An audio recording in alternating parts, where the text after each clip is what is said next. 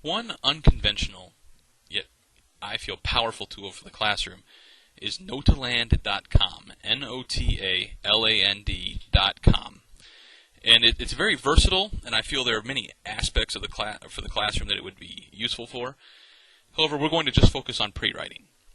After getting an account, signing in, you're taken to this page. And so I'm going to make a page from scratch. We're going to call it Storm because we're going to write a story, do pre-writing about my dog Storm. So I'm going to click on Font Art just to make things a little interesting. And that's the great thing about notaland is it really lets some creative juices flow and it is fun for students. So I'll choose Anime Ace and I'll type in the box Storm and I will choose Add and it appears on screen. And I can move it, as you can see, by just clicking on the Move tab. I can make it bigger or smaller by grabbing that bottom right-hand corner. When I'm satisfied, that is set. Then I'm going to close Font Art, and I want to put in a picture of my dog Storm. So I will choose Upload because I have the picture on my desktop. If you wanted to have students use photos from Notaland, you may click on Photo and do searches that way. But I will choose a picture, and I will go get my dog. There we go.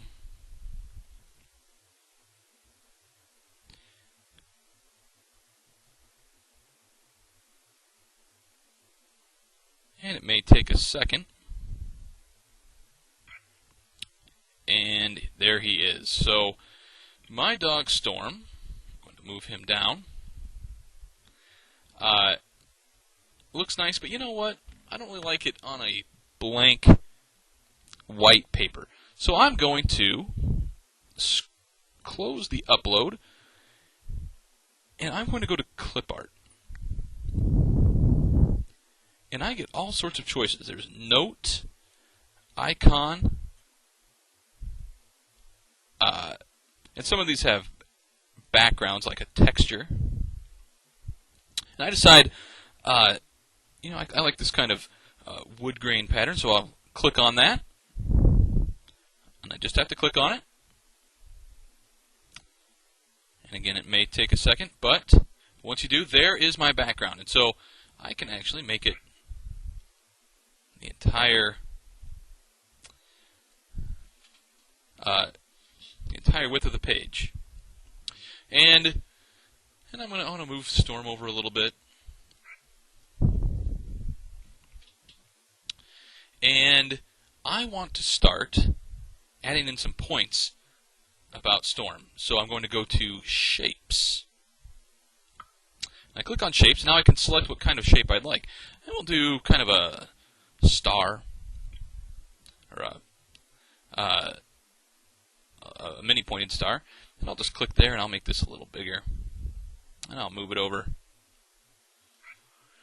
And then I'd like to put some typing in that little star. And so I click on Text. And as you can see, the T, and I've moved this right over the mini pointed star, and I click, and I get a text box. And I can move my text box and everything, but I haven't typed anything yet. So let's put in the first point that I want to talk about Storm is the fact that he once jumped out of a two-story window. Which is true. And I'm going to select this, and you see up here that we have size, color, link, style, and of course I want to change the color because I can't read it right now. Change that to white. And now I can, again, move this. There we go. So we jumped out of a two-story window. In fact, I'm going to also use a pen and draw from Gusto to star. All right, so there's my first point. My second point. This time I'll use a pentagon. And my second point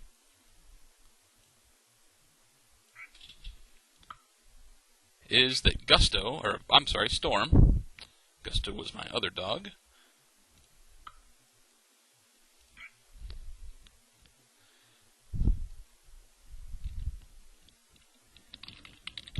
liked to lie around on the chaise lounge.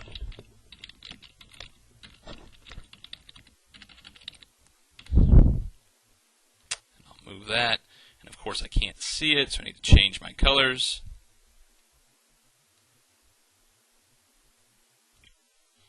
And I'll make another line from Storm.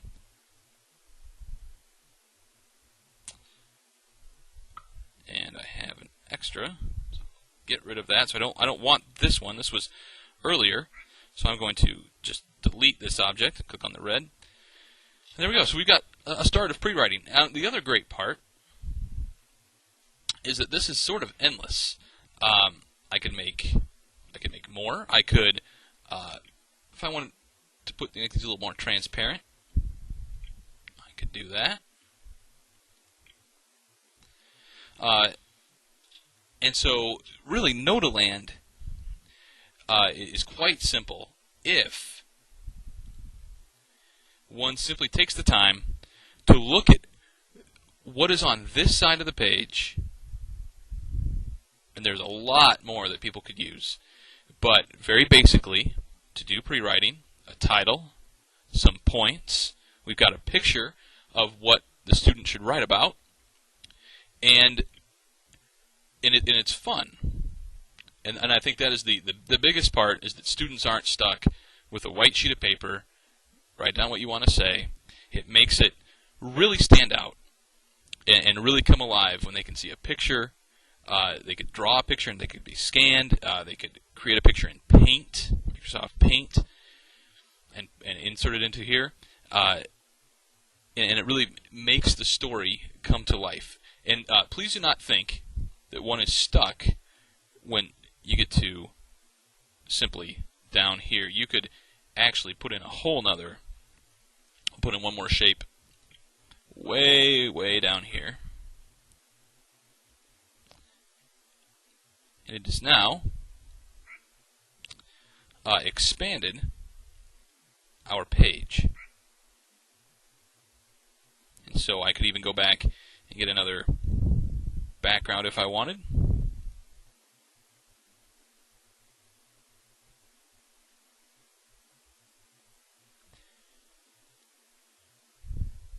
And in the end, when students are writing, they could have a print off of this, and they could simply use what they've seen and what they've used in notaland.com as their guide for writing. And I apologize, this one was decided not to come up. So, this paper. But you are not restricted to one simple frame. So hopefully this helps. Any questions, I hope you will post on the blog for teachers to answer or to look at.